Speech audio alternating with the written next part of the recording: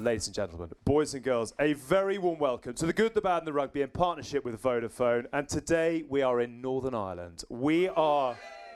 Oh, come on, we can do better than that. We are at a club with an enormous amount of heart, soul and history. We have had a fabulous day at the proud club that is Dungannon Rugby Football Club. Give yourselves a cheer. It has been a belter. You might detect, if you're watching and listening at home, that we've had one or two just as a warm-up to get into this night. There is a lot of fun to be had over the next 45 minutes or so. But this is a show that is far, far better with some guests. So we're going to welcome in, first of all, two of your heroes in this part of the world. We've got an Irish Grand Slammer who played 51 times for her country, and we've got a proud son of Dungannon, of Ulster, of Ireland and the Lions. Would you please give an enormous cheer for Gill, Bourke and Tyrone Howe? Come on in, you dream teamers. You haven't bought a drink, we'll have a hug.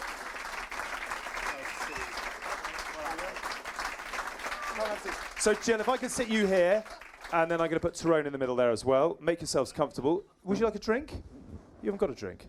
Oh, you're happy with that. T-Bone, take a seat as well. And I just sort of also, if any of you ever listened to this show before, a critic described us the other day as rugby's version of the Robin Reliant, The Good, the Bad and the Rugby. Old, hopeless, unfashionable, and generally falling apart. So would you please welcome in my two back wheels, Mr. James Haskell and the Lord himself, Mr. Mike Tyndall. Come on in, my brothers. If you're happy to sit, you sit on the end.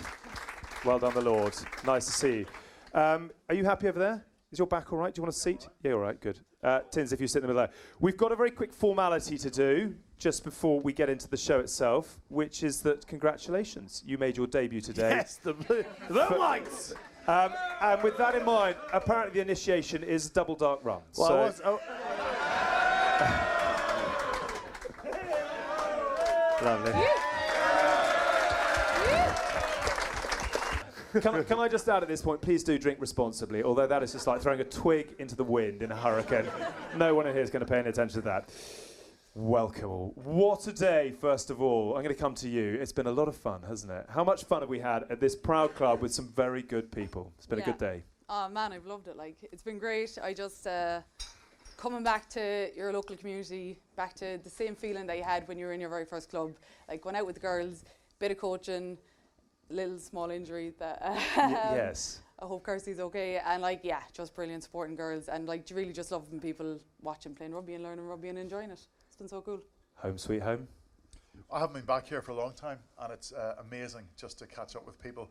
I was saying most of the people I've met from 20 years ago have either got more grey hair, no hair, or have put on a few pounds, and some all of the above. Yeah.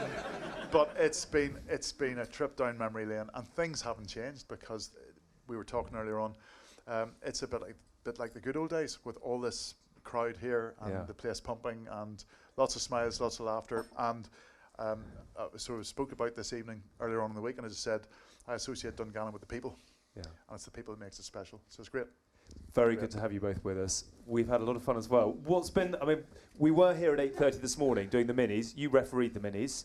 The first ever red card. Well, I'm not entirely sure what you call it, referee. First ever red card issued to an under 6-year-old who I think is still crying. And that's what he spoiled things. He started crying, didn't he? Yeah, he did.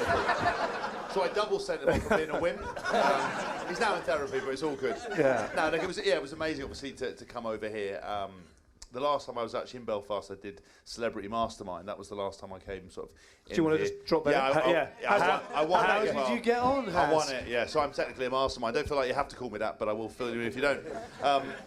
So yeah, and a mastermind in what was your chosen specialist subject? Harry Potter was my specialist. Laugh it up. Let's fucking see how clever you lot are, eh? You know, because the other ones laughed and they all got beaten. So I'm on with the plaque. Well, I don't want to go on about it, but I did absolutely batter them. But no, look, it was. You're right. You're right, Tinds. It's that rum.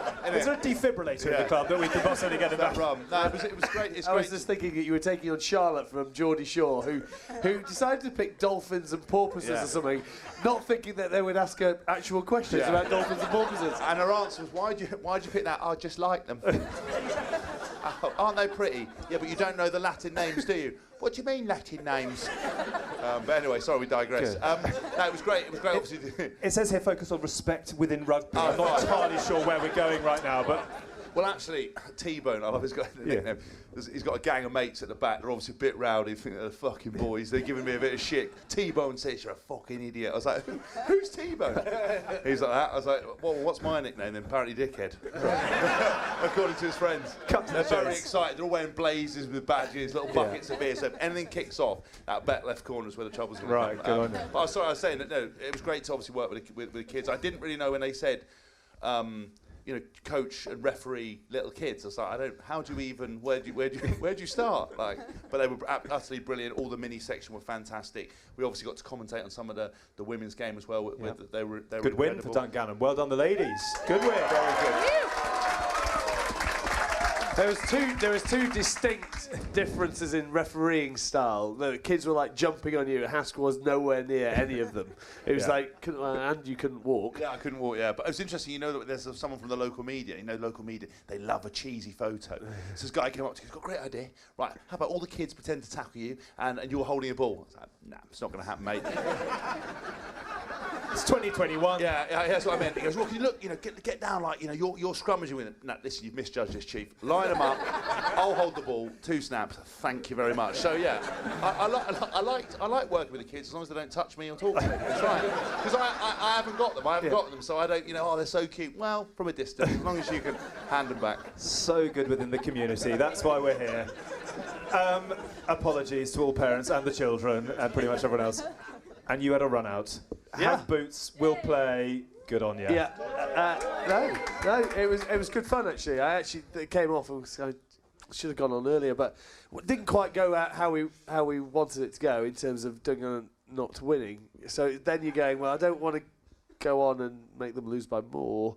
What about the kid you gave concussion to? Yeah. Well, luckily he wasn't on our team.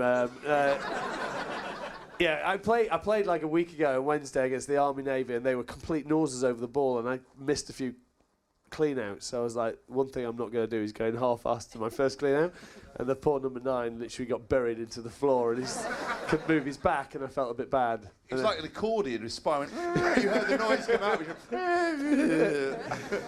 Yeah, honestly. I'd like to say I felt bad, I didn't. Good. Anyway. I'd love to know how nervous you are right now, because we're going to talk a lot of rugby, but you're quite a grown-up at the moment, because you are a headmaster of a very prestigious school in England. I just wonder how you're going to block this from going out on the ring main at school over the next... Your reputation is going to go one of a number of different directions in the next hour. Can we call you That's the answer. Just say nothing. Just say nothing. Well, they're going to call you Mr. T-Bone. Mr. T-Bone. What's wrong with your friends, Mr. T-Bone? Mr. T-Bone. Why is there a big sweary English one, Mr. T-Bone? Do you want another go? We're just going to plead the fifth. I wish I could say that their starting point was from a very respectful one, but I'm not sure. Yeah. I expect that probably behind my back. I remember in the start of it, I was walking from where I live to the office, and we have a couple of big buildings, and the sixth form were up on the top, and all I could hear was, Mr. Howe. And I looked up, and nobody was there. And then I walked on again, Mr. Howe, and they were just literally up and down. So I'm sure behind my back they do slightly take the mick. But give us a bit on the journey into that, because we've worked together for so many years at Sky. We had many, many happy hours turning blue on the touchline at Kingspan, as it now is. And you've done all sorts of bits and bobs. But how have you ended up doing what you're doing now? Well, in the couple of years that I had, that I was really badly hurt, I was a teacher. And I loved it. Yeah. And I couldn't quite believe that I was getting paid for something that just felt like an extended summer camp. And then the rugby happened at quite a late stage, between the ages of 28 and 35. But this is extraordinary, because you started and then quit at 25. Yeah. And then thought, I'll come back at 28. Is that right? Well, 3 years. I had 3 years of injury, and I was told at age 25 that I wouldn't play again. And that's why I literally went off to a boarding school. And just immersed myself in that. And I didn't read about rugby, I didn't watch rugby, and I was just very fortunate. I met a very, very good, I was introduced to a very good physio, who in those days, it was all about Pilates, core stability, stuff that now is just normal. And over that 3-year period, I managed just to get fit again. I started playing a bit of touch rugby with the boys at school, and I went down to Newbury, which was a 3rd division side then. at Christmas. Ulster won the Heineken Cup in '99, so 3 years after I'd finished. And I remember probably a week or two before Easter, Harry Williams on the Tuesday, I got a call from him out of the blue, and he said, "I'm coming to watch you this Saturday." And one of those just occasions where it's an opportunity, and I had a good game. And he presented me with an opportunity. And it was a big leap of faith because I didn't even know whether I'd make the pre-season training. But I came across and had amazing, like just an amazing run here, and things really worked in my favour. But I'd had the teaching experience, and I always wondered about life after rugby, and I did dabble with one or two other things, but I just had this sort of gnawing just feeling that I really wanted to go back to that. So basically 10 years ago I went again to a big boarding school, and just 24/7 worked really hard, loved it. And just again, I've had an opportunity in the last couple of years, and now I find myself at a beautiful school. It's a tough job, but a lovely school with great people, and I work hard, but I really enjoy it, and you feel as if you're making a difference, and that's great. If you've got any tips on how to handle very unruly children, Of course, I'd be really grateful. To be fair, I did say earlier on, I can only imagine you aged 15 years of age. Please don't. Most of it was in the Daily Mail, so you can go back and find it. So I actually, Sorry. in this most recent book, Turn his mic off. That's best. in this most recent book, I talked about it where I was in detention so much that one of the teachers put these detention papers together and actually made money out of them and road tested them and sold them to other schools, because if they could control me, and by the end, there used to be like the last part of the paper was a speech bubble of your imaginary parents. What would your parents say? And I started off going, "Oh, we're so disappointed, James. Once again, you're in detention." When I figured out they weren't reading it, I was like, "It's bullshit. You shouldn't be in here. It's awful." And he actually sold them on. So I went to get a commission, but sadly he's dead now, so I couldn't get the money off him. No, not in a Driven to an early grave by but teaching you. It's very nice to have you here as a grown-up. It's nice to talk. But also, I mean, Gill, tell us a little bit about, obviously you're playing with Loughborough at the moment, so where are you in the rugby journey at the moment, and what are you looking at outside of your boots? I'd be at the end of it now, to be honest with you. I didn't start till I was playing till I was 18. So like, How did you make your way into it? there was nothing underage, so like I had horses growing up, and I was like show jumping and stuff, which I think toughens you up a little bit. Like enough slaps off the ground will get you used to contact. Like, and then I didn't really know anything about women's rugby, but I knew that Munster played, and my dad followed Munster, so that was really cool. And then I went to uni in UL, and like I had said to the mother in 6th year, I want to go try rugby. And she was like, "Yeah, no, like you've exams, you're not breaking every bone in your body. When you go to college, do what you want." So I went down the first week to clubs and socks. I went to training, and it was just like crazy, because my journey that started there like followed me the whole way into Ireland, because the people that I met the very first day ended up being like my Irish teammates, my Irish captain, like coaching me, so I kind of like felt like I got this glorious introduction to it, because I automatically was surrounded by like brilliant players who were just also really sound people and really cool. And for me, it was a team sport that I guess I hadn't really experienced, because horses don't really talk back to you and stuff. So, spend a lot of time talking to them, but they don't really answer you back and stuff. So I just loved the team environment, and like it just kind of kicked off from there. Never probably with any like aspirations to play with Ireland, but I guess as things kind of went, and you kind of went up a little bit more in the ladder, I don't know, it was just always fun. So it was never like I worked really hard to play for Ireland, but I never felt like I was working really hard to play for them, because I just wanted to, and it just like came really good. We're going to talk a lot more about Irish women's rugby as we go, but I want to just sort of how you reflect. You're not there yet, but how you reflect on your career now, because there've been some very close. Toes on the line, but there've been some glorious days, and I just wonder, as someone who's set out to enjoy it, how you look back now at Grand Slams and World Cup semi-finals, etc., and what you've achieved. Like, it's kind of surreal when you look back at it. Like, it feels like a lifetime ago, but then when I talk to the girls, we're like, that was only last week. You know what I mean? Because you can still feel everything. Like, you can feel all the emotion. We still are all like friends, still keep in contact, still have the WhatsApp group from 2014 that regularly has abuse thrown into it. So it was probably something that like we really built as a family. And a lot of stuff happened like with different people. Like my mum passed away the second year I played. She passed away that Six Nations, and she was sick the first year I played.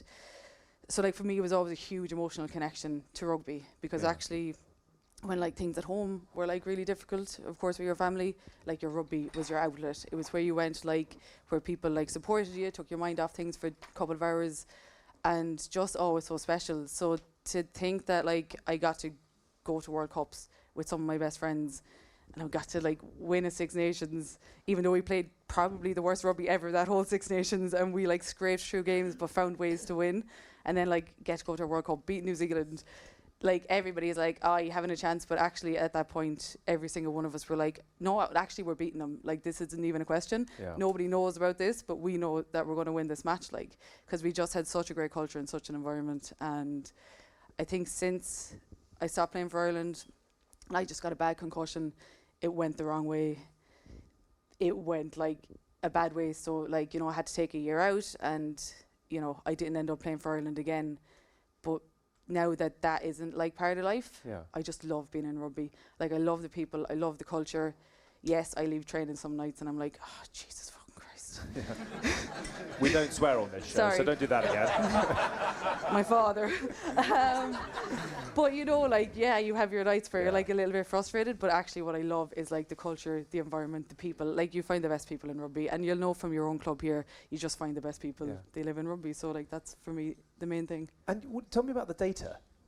Oh, and is that to stay in the game, or is that totally incidental? So, you know, like 2 years ago when COVID kind of kicked everyone's career in the face. Yeah. Did that to mine as well. So I was working as like a performance analyst within sport. I actually still work as a ref analyst with World Rugby. But like my performance analyst job kind of just disappeared. Like there was no rugby being played. So I did want to kind of learn more and kind of further my career and give more options. So I was with Quins, playing with Quins for that COVID year when everything got shut down. And then the Loughborough coach was like, we could do with an old head. We have a lot of young players. We could do with an old head, bit of experience. You don't actually have to play that much, but I want like your experience. So they gave me a scholarship. That was a positive one. You don't have to play. Yeah. I was really happy with that, to be honest. I was like, these 18-year-olds are tough as nails. I'm just like, be clever, stay away from that side of the pitch. You still know the dark arts, though. They don't like a finger in the eye, do they? Oh, no, we don't do that. Thank you, Michael.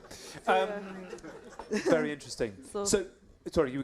I did a master's in that then, and now I'm like. Oh, just did a master's. They just helped me do it. Like, they gave me a scholarship to do it. I was like, great. Like, I still get to play at a level that, like, whether I'm able to or not is one thing, but like, they pick me, so it's okay. Do you know what I mean? So like, I still get to play at that level, and I get to have fun and enjoy rugby with people and study, and it was like just a really good opportunity. And now I work in business. Right. It's got nothing to do with rugby. Yeah. Those two are nodding I was about off, to say but it's I'm a with bit, you. no, not nodding off. It's a disappointment. We've got a headmaster, very successful. We've got a data analyst. We've got a princess's husband, and a DJ turned cage fighter. Something else. Like we do fuck all. That's it. What the hell are we doing? Very interesting. I want to talk Lions. I want to talk Irish women's rugby as well. Talk Dungannon, but I do quickly because you mentioned Ireland All Blacks. Sure. We've got to talk about what happened a couple of weeks ago, because you were saying earlier you don't follow a huge amount of rugby now. You were a very good analyst in your day, but talk us through a third win in 5 over New Zealand. I follow a lot of it online, but I don't, because we've got fixtures at school, I don't get to watch very much stuff. And actually the Ireland All Blacks was the first match for a long time I actually was able to sit down in front of the TV and watch from start to finish without any disruption. And it was just immense, and it was immense from start to finish. Yeah, it just didn't let up, and it's amazing. It's just amazing to see Ireland performing at that level, and to see certain things which I was just quite astounded by in terms of when you see forwards. I know Tag Furlong's just an extraordinary rugby player. To see forwards handling in that way, to see, I mean, one of the things for me is. They talked about one of the tries that was scored, Bundy Aki, who we associate with straight up and down, fizzed a pass to Hugo Keane, which I've never seen him do before. The tackle on the line, the Conway hit him with Ringrose, with Barrett coming over. You're just sitting there with just tingling. Yeah, and it was amazing. And it's great because it makes us go into the Six Nations with confidence, but also knowing that it's going to be a hell of a Six Nations. It really is. We'll come on to that. Those of you who've ever listened to our pod before will know that Michael and Irish rugby haven't always been natural bedfellows. How much love is there right now? Well, no, look. Look, it just takes 2 English coaches to make them play some decent rugby. So is there an exit round the side? He cannot help himself. Nah, look, yeah, I know it's like being pigeonholed that you can't pass. I used to fizz passes into Twickenham stands all the time. Never hit a winger, but I hit some great looking people in the stand. Some wax jackets. I think it's finally taken longer than what I thought it was going to do. I thought Joe Smith played a very, very scripted way of playing that wasn't really conducive to great rugby. And it's taken Faz and Catty and the other guys a long time to sort of. I was a little bit shocked it took that long. They didn't just go straight out there, but they obviously had a plan. And also, what Faz was always good at, and you could probably highlight it because you actually were in that. Well, you were in that great 2015 World Cup squad. Share. It's going to be a therapy session. Sorry. I just think they seem to have this whole sort of community spirit. Ethos that they've all bought into, and it's really started to show on the pitch, and I think it's great. It's great for Northern Hemisphere rugby winning all the games that weekend. It's great to have a strong Six Nations that we're going to have. We had a good one last year. I think we've got an even better one this year. I think if Scotland play their game, they can take on anyone. Obviously, you look what Ireland's done. Wales have sort of maybe. Well, they got lucky. They got 2 red cards last year, didn't they, in the Six Nations? But Wales are still on their journey. England should be up, young kids up playing, and then France, who I think are the best team in the world right now, even though it doesn't say so on the rankings. I think they're just amazing to watch. I think it's going to be a quality Six Nations. It's interesting as well, actually, with the Irish stuff. Peter O'Mahony quoted, saying that this month in particular has been the best month he's ever had. In an Irish jersey, and he's been around for a long time. And it's for a fucking long time. A long time, yeah. A long time. Miles! Jesus, no, we don't maul anymore. But he's been, that's really kind of indicative of what must be going on. I think it's interesting that a lot of coaches, when they try to come in and put themselves in charge and adopt this culture, a lot of people talk about culture, but it can be very kind of wafer thin because it takes time to develop it. You get culture through winning, you get culture through struggle, you get culture through ups and downs, getting things wrong. I think when Andy Farrell took over, as Tin said, he took over a very well-drilled unit, very controlled unit. Joe Schmidt, incredible, but very tight on the media, very tight how they handle stuff, kind of very serious, very much attention to detail. With Andy Farrell coming in, they want to have a bit more entertainment, I think a bit more fun, and it would have taken him this period of time, and I think it's very exciting. And then again, they've got a crop of new players. Caelan Doris, what a player. He was mega. I remember watching when the last Six Nations or whenever when it was behind closed doors, Ireland versus England. He just continuously in a well-beaten Irish side carried the ball and was utterly fantastic. And I think. They've had some guys who've had experiences on the Lions, so yes, it was boring, but you can't underestimate going over there, playing in a hostile environment, even if it was playing behind closed doors, how that can advance a team. So I'm very excited, as Mike said, for the Six Nations. Just on Peter O'Mahony, he was obviously a tourist with you in 2017, along with Sebast from this part of the world. I imagine that Peter O'Mahony was one person who definitely hated you.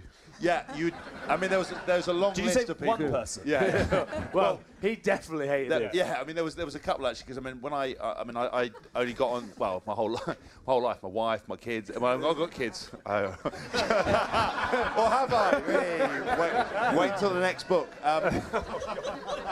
That'll be the.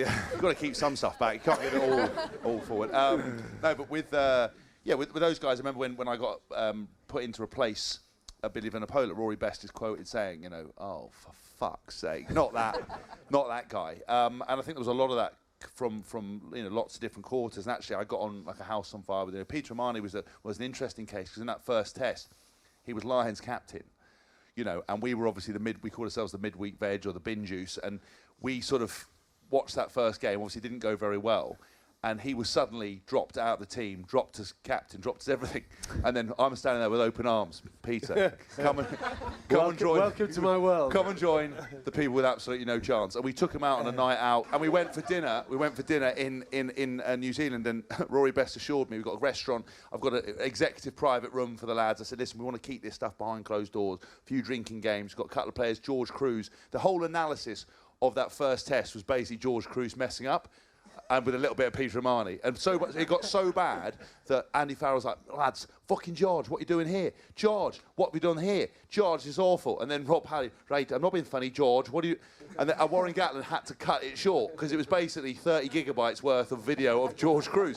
So it had George kind of with one solitary tear, Peter Romani just like a broken man.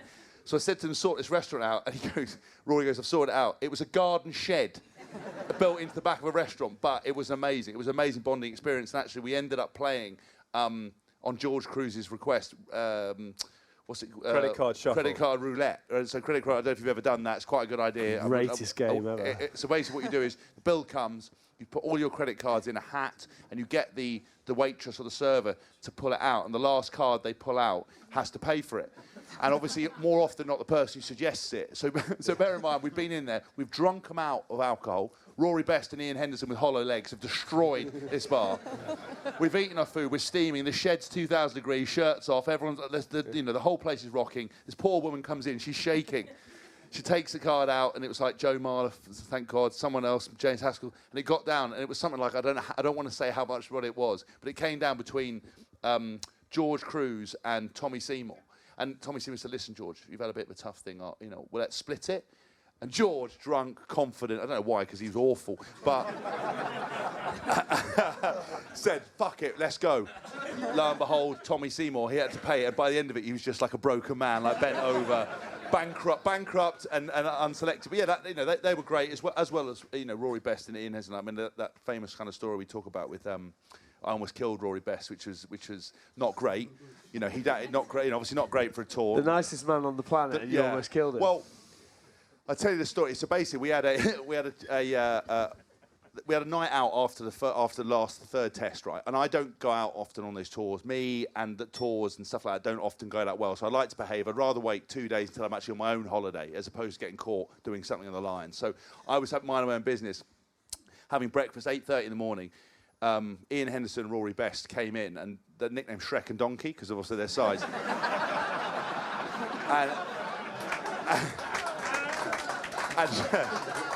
and Shrek and Donkey, they come in steaming, right? And they said, Hask, do you want a drink? And I was like, oh, God, it's 8:30 in the morning, lads. I was having my scrambled eggs. Wow, cider then. I was like, okay, fine. So and I thought about, what about my fitness, my kind of, my physical prowess, my integrity. Then I realised I don't have any of those. And I opened the can, finished it, and as soon as it touched your lips, it was like, this is going to be unbelievable. So we sat there drinking. And it was a bit of a heady day. And by the end of it, we had sort of 8 lads sitting at a table. There was CJ Stander, there was Joe Marler, Dan Cole, Rory Best, Ian Henderson. And Rory Best was coming up with these really sophisticated drinking games where basically you'd have your beer and he'd go drink and you'd have to finish your drink. And I was like, no, just run that by me. Run that by me again, just because what's the rule? And he goes, drink, right? And then he had another game, and he had toothpicks, and he'd go 3, 2, 1, boop, and he'd stick a toothpick in his head. Then you had to finish a drink. And it wasn't 3D chess. I'm going to be honest with you. So anyway, he's done a little sick. Called him Felix, and I said to him, "Oh, do you want to? You need to have a little lie down." And we wheeled in this bed, and you asked why there was a bed in there. Jack Noel had come in the night before, utterly steaming, and had basically passed out a hotel bed. And he'd come in steaming, so there was a little hospital bed, so we wheeled it in, and we said to Rory, "You just have a little lie down." He goes, "I don't want to have a lie down, don't have a lie down." And I said to him, "Come on, let's just tuck you in, Felix. You've had a little sleep, right?" So he tucked him in by the bed, and we put him right next to the table. So this little bald man with his head sticking out, looked like a little corpse, he did, right?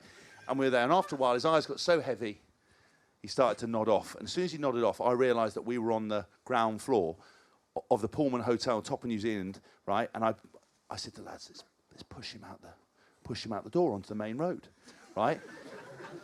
And bear in mind, he'd just been given an OBE, Sir Best, a hero, right? I was like, yeah. So we wheeled him out and trying to tell the lads to be quiet. Shh, everyone's making a load of noise, but he didn't wake up. Pushed him out into the road, and we're all standing there laughing, and this is so funny, what are we going to do next? And I went, fuck off, and kicked the back of the bed. And it went off the pavement onto the road and started picking up speed, right? And you're like, this is fucking funny. That how it was like one of those Carry On movies. I imagine you'd call it like Carry On Manslaughter or something. It was like really funny. You were like, and I saw, and you're like, it started to pick up more and more speed. And you were like, wow, one of the lads, but what happens if a car comes? Another one, what happens if a lorry comes? I was like, what happens if a car and a lorry come at the same time? And it was like one of those moments. You're like, oh my God, I've sent him to his death because the road was getting sharper, and it turned out there was like 200 steps, a roundabout, and it was going into a busy road. And he's asleep, won't wake up, in a hospital bed that's picking up more and more and more speed. So we're like, fucking hell. So I start running, but bear in mind, we've been drinking, it was 5 o'clock in the afternoon. We've been drinking since 8:30.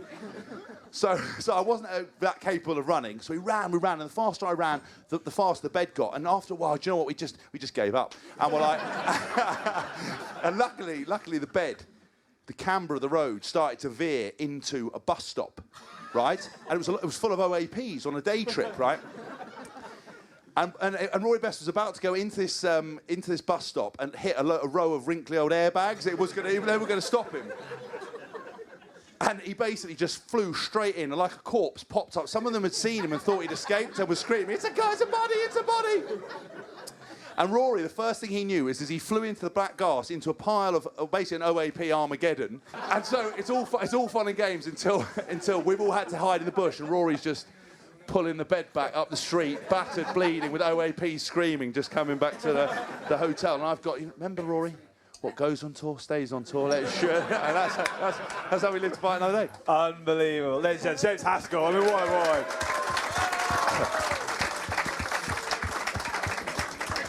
So it's in my script. The 5 of us are here today in aid of Vodafone's Lions Legacy Tour. Not entirely sure that's what they've paid for, but that's certainly what they've got. It's a sort of legacy, really. It's certainly a legacy. So just with that in mind, obviously this is, and the reason that we're here today, it's worth mentioning, is it's about really spreading the good work of the British and Irish Lions in supporting grassroots clubs and their return to rugby. It's been a very tough 18 months for everybody. It's worth just recapping for those of you watching and listening on at home. So we have had a belting day. As the guys have mentioned, we've commentated on the women's game. Tinds has played for the men. We've refereed and coached the minis. That was quite an experience. We've obviously done team talks, social media talks. We've done gym sessions, etc. And it's worth also mentioning that Vodafone actually themselves have provided the club with all sorts of tech and digital skills to support their performance, financial sustainability and online presence. And also it's worth mentioning that the good people at Canterbury have provided new boots for the club and VO.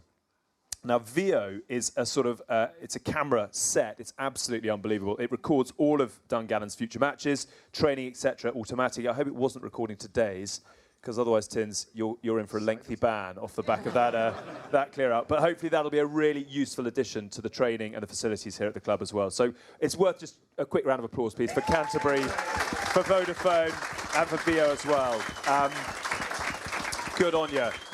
Good on you as well, sir. Congratulations. So, I love this place. I'm coming back to play. Yeah, exactly. You are. Hask isn't, but you are. Talking of Lions, I'd love to know, because actually your Lions story is an interesting one. You are a Lion, and I've had a similar conversation with you in the past, which is that you didn't play in a test and therefore you feel that you never quite got there, but so many midweek tourists have been so instrumental to the success of a tour. But talk to me about you and the Lions. It's a hell of an accolade. Yeah, my sort of reflections on it have changed over time. I mean, when I went out, there were very few matches left on the tour, and I played in there were 5 matches left, 2 midweeks and the 3 test matches. I played in one. I arrived I was visiting a friend, a mate of mine in Orlando. I left on a Wednesday. I knew I was on the standby list in the days where you had to keep it quiet. Got onto the plane. Just before I got onto the plane, checked a computer. Dan Luger taken to hospital for precautionary tests following training ground collision. And because of the stage in the tour, I sort of thought, well, it's quite timely. Even if it's concussion, it'll be off for a week or 2 and it'll be back in. Yeah. So I didn't even think about it. So I got to Heathrow on the Thursday morning, got off the plane, and 45 minutes later my phone rang. Are you free to go to Australia this evening? And I said yes. Dan Luger, fractured cheekbone. Flew to Dublin, back to Heathrow. out to Hong Kong in Australia. So I landed in Australia on about 7 o'clock on the Saturday morning, and was training at 9 o'clock at Manly. Rooming with Scott Gibbs. Had to stop myself from asking for his autograph. Manly, and it was just, it was on it. It was not a drop ball. It was just immaculate. And I played on the Tuesday, and I didn't play very well. It was that midweek. There was no structure, no shape, no calls, no nothing. And from a rugby point of view, I think you expected that rugby experience is going to be the toughest game you ever play and the best you ever play, and it was neither for me. And then I sat on the bench against the Brumbies, which is where Austin had the big fallout with Justin Harrison, and then watched the 3 Test matches. So it was a from a rugby point of view, I didn't feel that I either did justice to myself or that I had. I mean, the bus driver I thought made more contribution than I did, frankly. And over time, I've sort of reconciled that because of having the time out. And I can remember, for example, 4 years earlier when I was teaching at Marlborough, and I remember watching the game and somebody saying to me, you never know, if you got yourself fit, you could be there in 4 years' time. And I was like, it was like the guy out of Hello Hello. I was like, you stupid. It was like, this was so far off. And Jeremy Davidson, actually, from this club, was the player's player on that tour, which is, there's your ultimate accolade. Yeah. What a series he had. Oh, amazing. So actually, 4 years on, to be there. And the irony was, in the second test in Melbourne, we were walking around the pitch before the game, and Marlborough College, the school that I'd taught at, were on tour. And a load of the guys that I'd taught and coached rugby to were standing behind the posts. It was just extraordinary. Yeah. So actually, over time, about 10 years ago, I read an article which came out, and it said it was about the 5 worst lions of all time, and I was in there as number 3. Now, this is a question for after. We can come up with some way worse lions than you. Now, the hilarious one was Stuart Barnes was number 1, which made me feel a wee bit better. And that at the time, and I worked out, and it was a blog by a young guy. And at the time, oh God, it hurt. Like really, but actually now I'm like, do you know what? If I was the worst one, my goodness, I'm the happiest. He was of all time. Wasn't he a dentist? Did you send him a message back going, you're fucking going to need your own work in a minute as a pilot, you knock your teeth out? Yeah. I tell you what, I mean, you had that bad. Imagine reading an article where they say, I can sum up the problem with English rugby in 2 words, and you're like going down, they went, James Haskell. It was an article written by my dad as well, which damn you, Dad. Yeah. Honestly, they put that out there. It was like in the Times. But it just goes to show about just not paying much attention to actually what's in the press, because you don't know where it's coming from. And this was a guy, a 21-year-old, who just written a blog, and it just sort of went out there. So actually now I love it, and I look back, and actually being there, I mean the World Cup side from 2003, I mean the bulk of them were in 2001, and seeing some of those guys. Yeah, I wasn't. So some of those guys up close, Johnny Wilkinson, Delalio, and these. I mean, the attention to detail, their professionalism was on a different scale to Ireland, Scotland, Wales, different scale. Yeah. And that was really interesting, actually, and to be a fly on the wall, it was an extraordinary experience. And then seeing those guys go on 2 years, and I've no doubts also in terms of learning from mistakes and learning from failure. That experience for those guys in 2001, I have no doubts was crucial in terms of them getting across the line 2 years later, because they tested disappointment in the same stadium, and knew what to do and even dealing with the media over there and things like that, just how to get across the line. I'm very pleased you've come round to appreciate the honour that you've had. You are a lion, and that is something that very few people can say in the world. And you should rightly take the applause for it.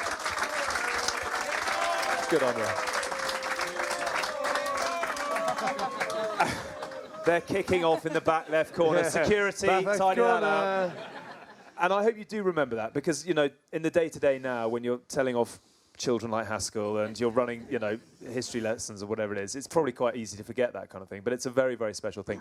I want to ask you 2 questions, really. One is that today we've had a world record crowd for a women's game at Twickenham with the Baabaas. Let's have a cheer for the ladies. Well done, the Baabaas. You are a proud Barbarian. As an invitational side, just your reflections on playing for the Baabaas, first of all, and the achievement today. It was obviously not a great day because the men's game was cancelled because of COVID, but for the women, stepped into centre stage, live on the BBC. I mean, the women's game at the moment around the world is picking up speed very, very quickly. But your reflections as a Baabaas? I think much the same as yourself. You kind of go like, sure, I shouldn't be here. You kind of go like, I don't deserve this or whatever. It's you always just kind of play within yourself, and you play within your team and stuff, and then the other teams are people that you look up to and that you love to play against and you love to challenge yourself against. And then when you get kind of called into a team that has like 5 Kiwis who've won like 4 World Cups and a couple of English legends like Rocky Clark, 137 caps for England, and you just get put into the middle of it, it's kind of just a case like, okay, I just got to love this because that's what it's for, and it's kind of this moment where, the rule book is thrown out the window. It's some of the best players in the world all together. And I played twice, and the second time we went to USA, to Denver, to play against Denver. And it was just like a week of such a cool experience, meeting people from like different backgrounds, different cultures, different teams, and you're all just there to do the same thing. And it starts with a pint, and Normally ends with a pint as well, yeah. More than one, yeah. And then it's funny because we're all different. So we arrived to the first training session, and the Kiwis are like, no feelings here, okay? And you're like, actually I have a lot of feelings and I don't want to get killed at training. And you're kind of like, somebody tell Bindi this is non-contact, okay? We're not like smashing each other in training. So it's just funny because everybody like has a different approach to stuff. And then you just pull together. You throw on a jersey, suddenly you're a team, you're a family. You've shared this like amazing experience where everybody's had their own traumas within rugby, everybody's had their good days and their bad days, and you realise you're actually all the same under the skin. Like, it doesn't matter what country you came from. We've all had our challenges and we've all had our days that have been brilliant. And you just throw on the jersey, and we won the match by the skin of our teeth in the last minute. It was a brilliant game. I remember seeing the highlights. Yeah, there was a lot of scores in it, and we looked like we were losing it. And then Jazz Joyce turned on her wheels and got down the corner. Don't know how, but it was great. And then a lot of line dancing after it. Oh, really? Yeah. I was going to ask, what best nights out? I mean, I told a story about when I got Joe Takiri'd, the greatest drinker that I've ever seen, actually. So the sad thing just about Joe Takori is he was meant to play today in his final game for Samoa. And obviously the game got cancelled 90 minutes before it was due to kick off at Twickenham. I don't know if you heard this or not, but the Baabaas boys were meant to take on Samoa in a celebration game. So Joe Takori didn't get his final farewell for Samoa. Rob Carney didn't get his Rob final. Carney as well. Yeah, Poor Rob. 2 greats. Jesus Christ, that man can drink. He carried me to bed in the Baabaas tour. If you want to listen to it, I've said it on the Good Skies of Rugby. But any good nights? Come on. This is what Barbarians is about, is how it's a proper throwback to what great club rugby is, what Dungannon Rugby Club is. You see by most of the piss people in here. It's where you can just share stories over a meal with a lot of alcohol, and then on a Saturday you go, right, we've got 4 line-out calls, we've got 2 backs moves, let's go play. Yeah. And it's all built on that social side. Come on, give us a little inkling. Best nights out for you. Do the girls rip it? I want to know about line dancing, actually. That was just a load of Americans and us in the middle, like thinking we were also American, throwing shapes and really not very good at it. Our manager had all the passports in a bum bag. God forbid any of us lost it and couldn't get home. Bum bag. A couple of girls were kind of unconscious in a corner and had too much. A couple of more got lost in someone's savoury joints and had to be rescued by people in tracksuits. You know what I mean? Like, it just... Rugby is rugby. It sounds like wherever you go. It goes the same way all the time. Add some drink and a bit of crack. And so with that in mind, and talking about invitational teams, there is obviously at the moment, there's a big feasibility study going on, and Canterbury and Vodafone are very much part of the steering group for that, as to what the Lionesses... I'm going to say whether it will exist. That I think it is coming. So what do you think the Lionesses should look like? Is it the same in terms of England, Scotland, Wales and Ireland, or is it a Northern Hemisphere against a Southern Hemisphere? How would you cut a Lionesses team?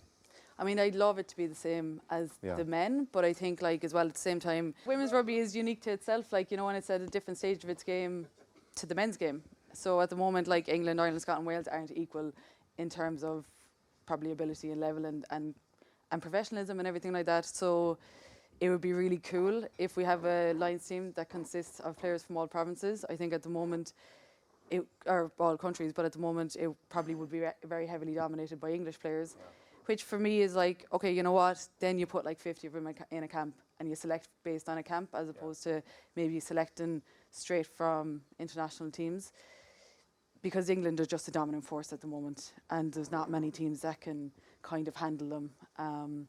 It's something that needs to be improved. Other countries have to support up their game. England aren't slowing down. It's just kind of the fact. They've kept growing over the years and they're a machine at the moment.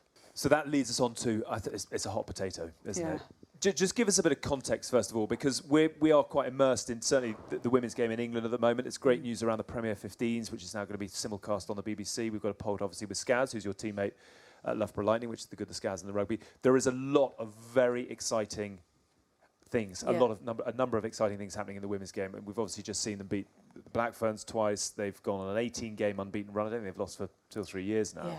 So in England, it's happening. Over here, that's not the case. And just give us a little bit of context, because there's been recently quite a big Twitter storm. I don't know if we should all buy into Twitter in a big way, but just give us a bit of context around that. I think like what's been said on Twitter is like popular opinion for the last few years, and now somebody has just said it. Because like, it's very hard to play good rugby if you don't like have a really good structure, a good setup and a happy camp. Anthony Eddy kind of like said, look, I think the girls are at fault for not qualifying. We're fine with how we're running the women's game. It's quite there's kind of two parts to that. Like, I think the girls didn't perform well at the qualifiers. They were playing against 3 teams who are also not contracted, have similar levels of support. So I think when you put that tournament in its own bubble, they probably just didn't play well enough. And that's like really disappointing, because they were hot favourites going into it. I think they know that themselves, and like levelling abuse at them for that, they're already not going to a World Cup. They'll feel that for the next year while they watch every other team going. So that's enough like punishment for them. But I think if you're to kind of look at why Ireland were in a World Cup qualifier in the first place, then you like jump back to 2014 when like we kind of got to the semi-final. Yeah, we finished 4th. Countries had an opportunity at that point to go one way or the other. England went one way. They created kind of a semi-professional league. They gave their players contracts. They just put a massive investment into the women's game. And Ireland probably neglected the 15s game to favour the 7s game, in my own opinion, at least. And I think 15s rugby is massive in Ireland, and it's something that everybody gets behind and everybody supports and loves. And I think like probably putting more funding to achieve an Olympic goal rather than putting it into our 15s game has probably been really detrimental. And using the 7s programme as like a feeder for the 15s team maybe works if you have a good 15s level background, but if you're a 7s player who's not played much 15s rugby and you're expected to go perform, that's difficult on the player, right? Because you get offered a cap and a chance to play for your country, and of course you're going to do it, like you wouldn't say no. But should you be putting players in that position where they're inexperienced and in an international jersey in really like important tournaments like World Cup qualifiers? Probably not. It's been a tough time. It's been a tough time to live in there and a tough time to watch it as people who like grew it to a really good place and then watch it kind of really fall apart over the last few years. It is tough to watch. You were both part of, you were definitely playing when the game went professional. Did you just come in when it came professional? 96? Yeah, 97 I joined 97.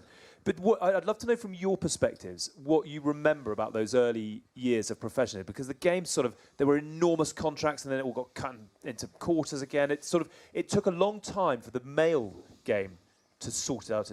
Some might say it's still trying to sort itself out. But what do you remember of coming into a very embryonic professional game, dare I ask? Well, I didn't drink before I turned professional, and the day I turned professional, I learned to drink quite a lot. Right. Okay.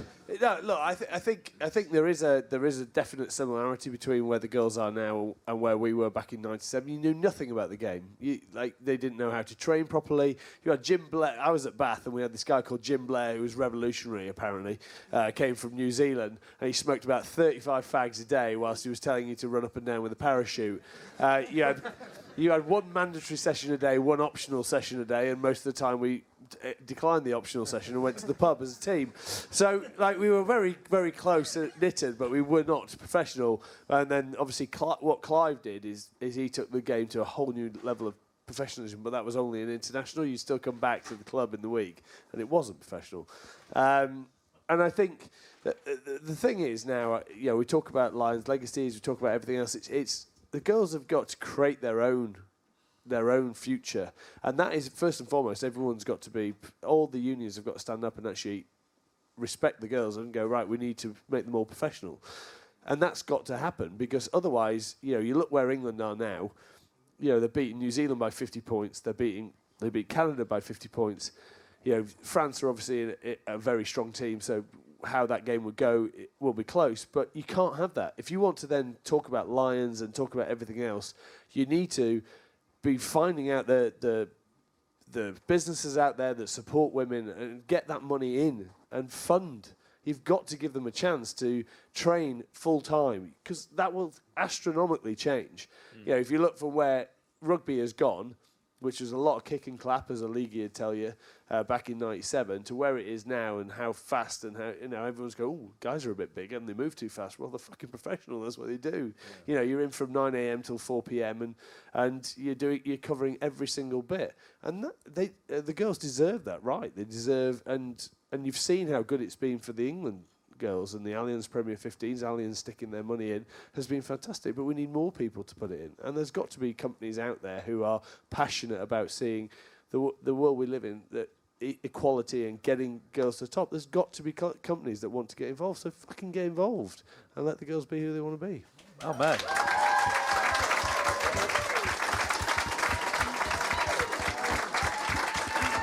It's quite Bob Geldof in your plea for that. Give us your fucking money. I want your money. Ring me. I want your money. Just in the interest of, obviously, fairness, we actually have approached the RFU for a statement on this. It's worth just detailing that they're currently spending 1.8 million on the women's game, they say. Their accounts are published. They've got, obviously, they've had their finance hit by COVID. Everybody has. They have got 25 female players on some form of contract, from full-time to development, etc. Contracted players playing sevens, many also playing 15s. So they are saying that they are on their way in the journey. Just on that, there is a process. So you summed it up. So when I turned professional in '97, there were some people who immediately went professional. They were getting paid 300 grand a year. So whether it be Clarkey, Catty, DG, whoever. Ben Clark, Phil de Glanville. Sorry, Yep. Yeah, nicknames. But after 2 years, you get your owners going, fuck, I'm losing 7 million quid a year. Yeah. That isn't sustainable. It's not sport, and that's where the salary cap came in and around. I was getting paid 10 grand. Brilliant. Won a World Cup on 35 grand. Brilliant. But you did come back with a princess, well, so let's not, let's be honest, right? If Carlsberg did trips, win a World Cup and come back with a princess, I think you might have lucked out. So be very careful about how you talk about it, because you got 10 grand and a fucking castle. Yeah. So relax. Let's just fade that down. I got Richard and Judy's daughter. Not quite the same. It's very true. It's very true. Clive dropped me for the semi-final, the worst decision of his life. It turned out that I met Zara that night. So it was the best fucking decision of his life, and I thanked him by giving him a knighthood. Anyway.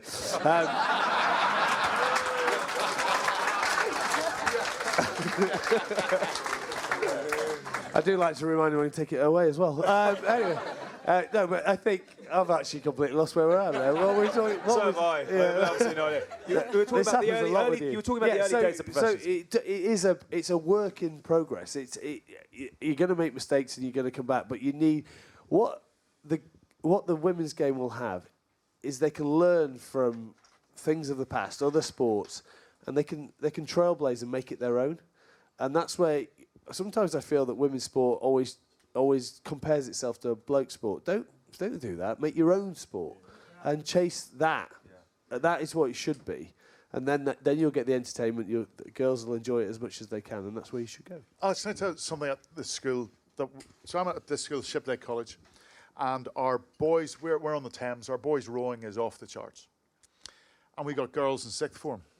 And 18 months ago, I looked at it. There are fewer girls' schools that row, fewer girls' rowing clubs. So actually, if we take this a bit more seriously, we've got a really good chance of making a splash. So I took the decision to spend some money, and I appointed a standalone a director of girls' rowing, solely focused on girls' rowing. We got awesome facilities. We got a great coach who's responsible for that, and we have a really good bunch of girls who are committed to it. And lo and behold, 12 months later, Now, I know we had the sort of pandemic and we ran within the guidance, we kept going with our rowing camps and everything. Lo and behold, in the last 6 months, they won the British Championships, they won national schools, they won Henley Women's Regatta, and for the first time in the history of the school, they won Henley Royal Regatta. So you're looking at, so my point is, you've got to make a commitment. And that commitment takes money. You look at, say, London 2012, all of those medals that came because of lottery money. The money was diverted to sport. And so you've got to commit. You've got to have the right people in place. You've got to have the right processes in place. We've already got an unbelievably successful provincial setup, which has helped our men's rugby to go on to a new level with European success and Six Nations success. So the infrastructure's there. There just has to be the commitment. And we also have the people who can do that. So I think it just, you're either in or you're not, because you can't do it half-baked. And girls' sport, women's sport, is the growth area. You look at over in England, the 100, the cricket, women's cricket, extraordinary. Girls' cricket, primary schools, prep schools, ditching rounders, going for girls' cricket. Girls' cricket's going to be a massive sport. It's going to be a global sport. We've got to be on. We've got to be in. Yeah. Otherwise, there's no point trying to compete with the countries that have fully committed to it. I did think as well, just listening to what you both said, that Mike, I think, has got a very sage point about kind of developing your own kind of path. And I think there is always that kind of comparison, because for such a long time, women have been in such a place to keep fighting for recognition. But I think there's some of the easy wins that we could do, which I've noticed with kind of stuff over in the UK, is that Wasps has a women's team, Harlequins has a women's team. When you normally go to the stadium, their men's stuff will be all over the place. Just the simple things of putting the women on an even footing with the men, utilising what infrastructure we've already got to help broadcast. Let them form their own thing, not go, listen, there's no difference between them, but putting them on and helping them, give them that kind of advertisement, I think is really important. And I think you're right as well, that investment and stuff. Look at Dungannon, obviously the women's side here, it's a relatively new thing, but see how many people are coming down and involved. If you create the facilities, if you invest, people will come. And also I think it's very important that you suddenly have young girls have women to look up to, like Gill, that can go, I want to do that. Whereas before they didn't have it. Whereas the same with the professionalism. When I started, I could look at, Lawrence and these other guys, their generation, and go, that's where I could get to. That's my pinnacle. And I think the more you invest in it, the more you're going to get young girls, whether it's in rugby, whether it's in cricket, going, I can do what she's done. And that's really important. I think you just got to go out there and do it with that investment, but also try to help where we can. Don't make them the same, but utilise some of the Irish teams, putting them all out there, making them on programmes, on stadiums, advertisements, to raise the profile. Because as soon as women can see it and go, that's attainable, they'll want a piece of it. Yeah. And that's what Jill's been so good at. She's actually skived off work today, hasn't she? Really good on, yeah. She didn't play today because she knows how much it counts. What the girls are trying to do, and Emily is so good at it as well, in terms of they understand where they've got to chase and where they've got to raise the profile, and then we just need people to get on board with it. What's your message, your hope, if this is a platform? What is required? What would you like to see, and where are your levels of hope? I think the thing is, right, when we look at England and we use them as a standard and the gold standard and then the trailblazers, it's kind of like important to know that it took years to get to the point that we could beat England. And now that they have changed their game into professional contracts, they're just always going to keep moving forward until we give the girls some fighting chance with that. So I don't know if it can be one step, two step, skip a few, and you can just hand out straight professional contracts straight away. But what we're asking of our players at the moment is that you're professional in your full-time job, which pays the bills and pays your life. And then you're professional in how you operate as a rugby player.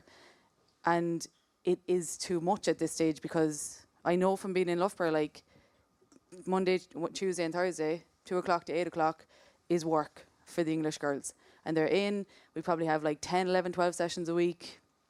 That's ball in hand time, it's rugby time, whether you're on a pitch, whether you're looking at a laptop, learning, it's all rugby development. If that's your full-time job and that's all you have to worry about, then you're going to see how England are now beating teams by 90 points as opposed to 2 years ago when it might have been 50. So there's your investment, there's your reward, that extra 30 points. But if we're going to keep letting our girls go to the gym at 6 o'clock in the morning, like I had to do for a whole career, and I think that's why Skaz is like really good at plugging this, and Suns and all the girls, because actually they've come through the growth of women's rugby, where you had nothing, you fought for everything. They won back-to-back Six Nations. They won a World Cup. They won everything before they were actually rewarded with contracts. So they literally had to be like superstars to finally people say, we recognise your ability, here's a job out of it. But they've also done all the hard work, and there's been mistakes along the way, but like they're now like the standard bearers, and we have to like want to be as good as them. If we don't want to be as good as them, if we don't want to be competitive, and we don't want to give the girls that fighting chance, then what is the point in like putting on a jersey and going to training and showing up? We have to want to have that mentality. Like, it's a very good point. There is a huge amount to be done in this part of the world, obviously. There are also some huge success stories over here, and Dungannon, you are one of them. So without further ado, would you please give an enormous round of applause? Cheryl Wilson, come and have a chat with us up on stage.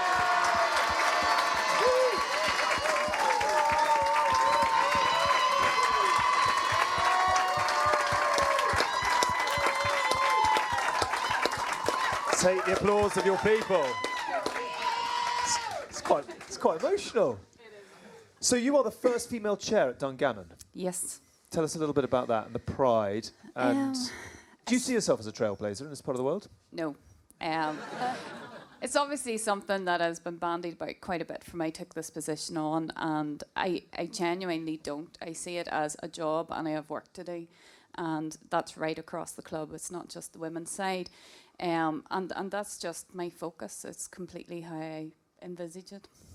It's fair to say you're totally immersed in this club. Yeah. Because, I mean, do you want to just go through the entire CV? Because you do everything from playing, chairperson, and bar. I don't know if you did bar as well, kits. But just tell us about why this club means so much to you, and what is on the sort of the Swiss Army penknife of roles that you have here. Goodness, I think, right across the board, we all wear a lot of hats here. It's not just me. But from my own personal perspective, I mean, I have always been in love with the game of rugby. Always. From I was a toddler and I was at the side of the pitch watching my father, that was just something I always wanted to do. Obviously, show me age now, late 90s, there was no such thing as girls rugby here. So when I got my licence, my nearest club was Belfast, which is about 35 minutes down the road, and it was Cook. And off I went. And I was starstruck when I got there, and I realised who I was surrounded by. I had the Irish captain. I had literally all my teammates were Irish internationals. There were girls getting scholarships and going to South Africa. It was just mind-blowing for a 17-year-old at that stage to be involved at that level, especially as that was my dream the whole time. Like you, I've been involved in horses, still am. And I think you build a resilience and a strength physically. So, I mean, the moment I took to the pitch, I was probably like something small hanging off some of the bigger players. But that grew and that built. And, I mean, some of the flankers, were immense tacklers. And I just thought, well, I'm going to be your tackle partner until I can tackle like you. And that was sort of my mentality. And yeah, like from there, then obviously we had All Ireland wins. I got onto the provincial side, and yeah, it just kept going from there. And how proud are you of the here and now? Because we watched your team in action today. I mean, just fantastic team spirit, ability. But it's come a long way in a very short space of time. Would you say that you are proof of what can happen when things are done properly? Absolutely. I mean, all it really takes is a group of passionate people. And, people who are prepared to put the work in on the pitch and off the pitch. And, we are very lucky. From day one, the club has always been firmly behind the women's team. They've loved the energy that we've brought in. We're obviously now fully integrated into the club. And, for any club to start to take that journey with girls or women's rugby, it's, you're bringing a family atmosphere in, you're bringing a community. And, like, even when the girls all go and have families and they're out there, then it starts to filter through where they're coaching minis and they come up through their youth and they're passionate about the game. And like that in itself, it's not mothers sitting going, no, wee Johnny, you're not playing because that's a bit rough. They're going, get out there. You know, and that is literally the mentality. They're standing there behind them going, come on, do that, get up, go on, you know, and it's so good to see that passion then coming through. And that's, I mean, those girls maybe will play provincial rugby, they may not, and they may play international, but at the end of the day, if they're out and they're in their local club, that's what it's all about. You talked earlier about, to me, so no one saw it, but the fact of, obviously you started in Belfast, then you came back, you retired a couple of times, Yes. and then when your home club was going to start a women's team, you came out of retirement again. And you've also talked about the GAA and how that parish sort of style of community and ultimately if the women are playing as well and the men are playing, you're going to get more people into the club, you're going to get more volunteers who are going to help out behind the bar at the thing, you know, selling tickets, doing the tea earlier, and it's just going to make the club and the community stronger. And how far do you think that can go and how do you see it in the future? Yeah, well, from a club point of view, I mean, I think it's how clubs are going to survive.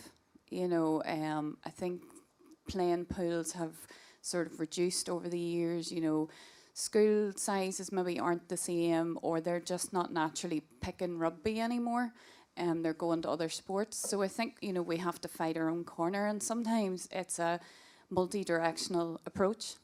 And I think this is one of them. I think women within the club, it's not a negative. You know, if they're getting involved in the whole community, organisational, voluntary side, you know, they're pushing it forward. Women bring a different dimension to the club, and not in a negative way. You know, their organisational skills, what they can see needs done. Women, like anybody, will roll up the sleeves and get involved. Multitasking. Yeah. Don't know why you're not like Hask. I'm going to hope in that.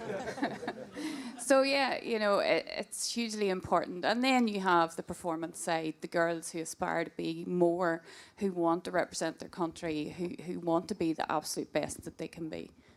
So the final question I'm going to ask you, and then we've got a reveal to do. I've never had one of those before, but just it's family friendly, I promise you. Where are your levels of hope? We asked Gill the question earlier on as to, you know, where do you think this needs to be addressed? Where are your levels of hope? As someone who is ingrained in the day-to-day of a club that is as passionate as Dungannon, where will Irish women's rugby be in 5-10 years? You know, they can say they're spending what they're spending on women's rugby, but we're not seeing it at this level. Most now, there is employed officers within the Ulster branch who do come out and they do help, and I mean, they couldn't do more for us. But, you know, our provincial coach is still voluntary. He may get expenses, but he's not paid. So therefore, if he comes to watch a game outside of his normal remit, it's on his time. You know, so there's a lot of those type of things. So if the girls aren't getting seen or getting pulled into training camps or things like that, even from a development point of view outside a club, then, you know, they maybe drift. They're maybe more successful in other sports. And, you know, I think they have to nearly look at the club up as opposed to the performance down and see, you know, it is a numbers game. Leinster, Munster have done it very well in the past, and it's getting girls playing rugby. They're doing that. It's going to take time, but at the same time, you know, how do we get the talent that's out there, the raw talent, and make them better so that then they get selected for provincial and can be seen then at Irish level? There's obviously a lot of pressure. A round of applause, I think. It's great to hear the passion. We've obviously, you know, we did ask the IRFU for their view on it, but they're not here to answer the question. There is obviously a lot of nuance. There are a lot of pressures. It is a debating Absolutely. point right now. But it's very clear that with the passion of the two of you alongside and everyone that we've seen here at this club today, that there is a real appetite to make this happen. So I think on behalf of all of us, we absolutely hope that that is the case and that the results come sooner rather than later. We are almost done with our special show here in Dungannon. So just before we do, will you do the honours? This is very exciting for us personally, but far more exciting for Dungannon. So if you'll put your mic down, Gill, if you'll take a little step to the side, we've got a reveal to do. Shell, will you go too, just so we can get the photo opportunity? Let's get the boys out of the way. This is, actually just very quickly, Shell, will you just explain what's behind the curtain and then we'll do the big reveal. Tell us what we're about to to pull the curtain down on. Okay, so as everybody knows, the women's team has been on the go now for 5 years, and we've never had a captain's board. So Vodafone have kindly sponsored our first captain's board, and Gill is going to unveil it. Go on, Gill. 3, 2, 1.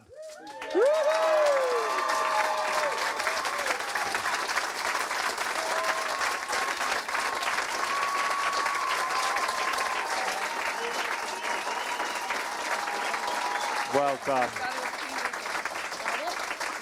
From small seeds. Guys, do you want to jump back in? Those of you with laser eyesight will also notice. I just want to very quickly... Mine was spot on. Guys, just before you do, we actually have a few wee gifts, and we'd like to present them to you. Oh, that's unbelievably... I don't know if anyone's ever given anything other than abuse. So it's nice to get something wrapped up. This is what Ireland do really well, isn't it? Yeah. They host so well. They host well. Yeah, wow. Oh, unbelievable. Cheryl, that is unbelievably go back kind. to the Vox Hold it pod. up to the camera. So we're looking for our own GBNR clubhouse at the moment. We've got a framed Dungannon shirt. That's not the one you played in? Yeah. Good on you, Dungannon. Thank you very, very much indeed. Hask, you're taking that back as hand luggage tomorrow, lucky you. That is really kind of you, Cheryl. Thank you very, very much indeed. You are a star. Ladies and gents, give a huge round of applause. The first female chair at Dungannon.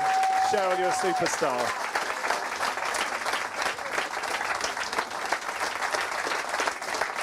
And it rounds off.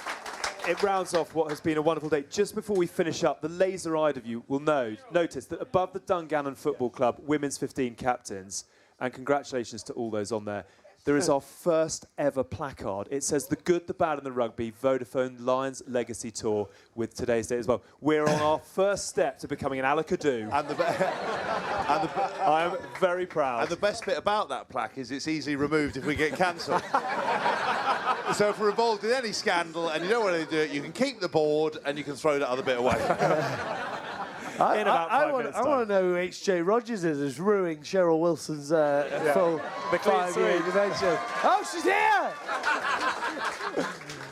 Well done. Oh, it has been a really genuinely wonderful day. We're going to bring things to a close here. Just before we do, on behalf of us as the Good, the Bad and the Rugby, we are in absolute shambles, but it is days like this that genuinely make it so worthwhile. I want to put out, and I would love you all to give a massive cheer to the people who've really helped pull this together from your proud club. Rory, Goose, Maxie, Mark, Cheryl, Rebecca, Jake and Chris, you have been superstars in having us. Thank you so very much.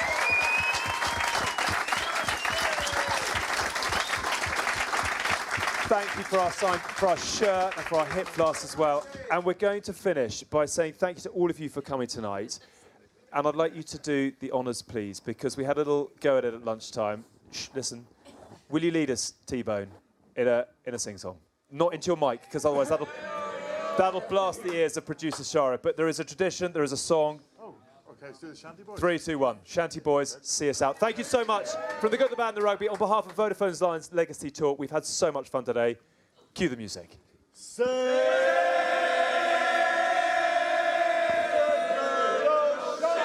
Boys, wherever ye may go, sing it from the castle and the ancient gate below. Sing it with a chorus so that all the world may know. We learned the holy rugby in Dungannon. Hurrah! Hurrah! Dungannon wears the crown. Hurrah! Hurrah! The castle and the crown. When Derry was a village and Belfast a little town, we learned the holy rugby in Dungannon.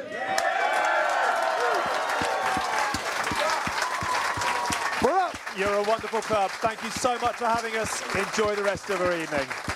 Brilliant.